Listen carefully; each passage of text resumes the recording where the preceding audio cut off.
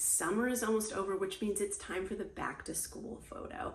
This is a time that I love, seeing my friends and family's feeds filled with their kids' first day of school. You can see their beautiful smiles and what grade they're going into.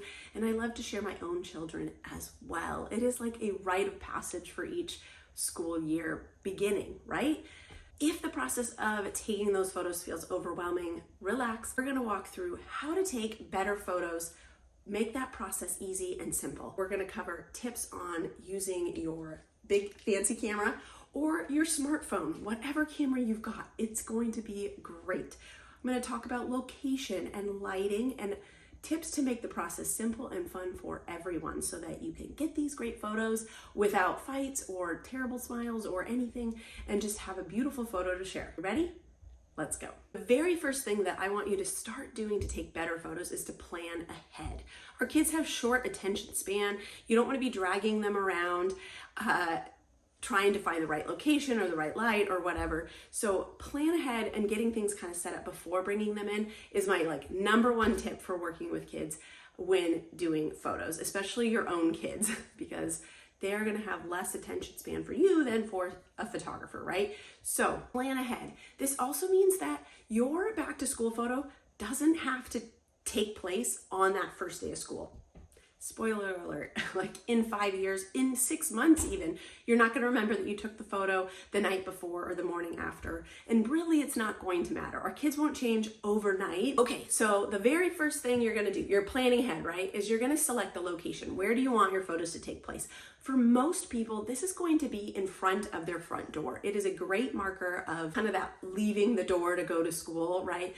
A great thing about the front door is that if your kids are standing in front of it, it kind of shows height, how tall they are. You can almost see how much growth. So if you're doing a first day of school to last day of school, or if you're doing even from year to year, you can see how much they've grown right up the door. So that's kind of a great space to do it. Typically there's cover. It's really easy because it's like you're just stepping outside your front door. Another option would be if you have front steps, but maybe you have a space in your yard you really like. My recommendation for choosing a location is to pick one that is easy to do year after year. And if it's too complicated, if you have to go too far, make a big ordeal, it's gonna get lost in the shuffle. So I personally like to have one space that we keep the same look every year. It just keeps things simple. It also helps with that kind of growth pattern seen year after year. Kids know what to expect. Like I said, mine actually did change because we moved locations. And so we had one place at our old home, and now at our new home, we use in front of the front door. But with that, from here on out, we will just use the front door. It's simple, it's easy, I don't have to rethink it. So select the right location, get that figured out. The next tip is to look at the light. Pay attention to light. You don't want your photo to be in the full sun, because if the sun is on them, it's gonna be harsh shadows, it's gonna be really bright in their eye, they're gonna be squinting like this. You really want it to be an evenly lit space. That means that it's kind of in the shadow, like in the shade is great. Or again, the sun just isn't shining on the space. Also, if there's a bunch of bright sun, it can be hot spots on there, which is like really bright spots, really bright spots and really dark spots. So having a nicely evenly lit space, which again, if you want your front door, that's not a problem. If the sun rises on your front door, then again, do it in the evening, do it the night before, or do it a couple days before school starts. It's not a big deal, and you'll have that nicely lit photos. The next tip is to set up the space before you bring your kids in. So that, if it's just stepping outside your front door, that is super easy. But if you're using your camera, get your camera gear ready. You've picked the location, you've set up everything. I like to have my kids put on their back to school, their first day of school outfit that they want to wear, grab their backpack, they've got their letterboard. But even before I'm having them step outside, I am setting my camera settings. Now, let's talk about camera settings for your phone versus a DSLR, or mirrorless camera. If you are using a smartphone, put that phone into portrait mode and just back up a little bit. It'll help create a nice portrait of them. Also, use that continuous shooting mode where you hold down on an iPhone, at least you hold your thumb down on, and it'll take multiple photos at a time. So I recommend doing that if you're gonna use your phone. With a fancy camera, as I like to call it, I personally take mine with a fancy camera because I'm really bad at using my phone photos in, say, my yearly family album that I do, but I know that I will use these and they will be also a higher quality for printing in those albums. So I use this.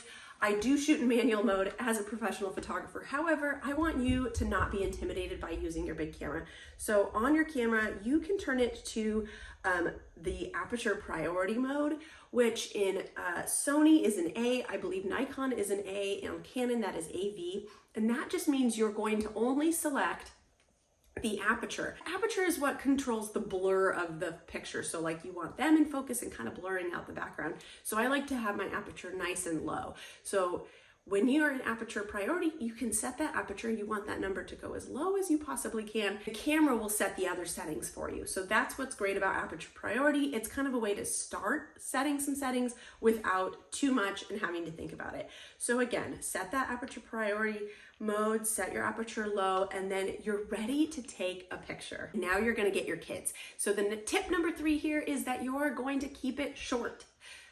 I mean really short, less than 5 minutes, because easy, simple, no one gets bored. It does not need to be a big ordeal. So keep it short and fun.